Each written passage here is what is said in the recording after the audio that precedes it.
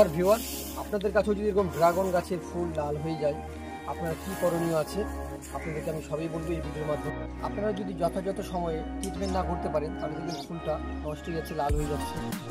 তো আপনারা গ্যামাক্সিন নামে একটি সার পাওয়া যাবে, নাহলে এক্সএনডি বলবেন সারের দোকানে গিয়ে, যে আপনাকে দিয়ে দিবে।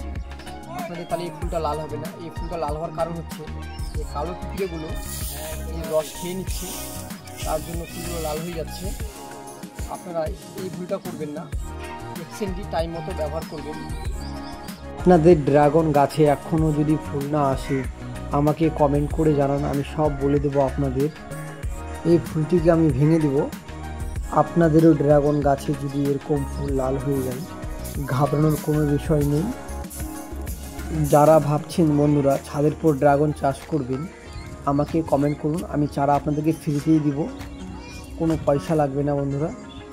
আপনারা চেষ্টা করবেন একটি ব্রাঞ্চে 1টি থেকে 2টি ফুল রাখার চেষ্টা করবেন।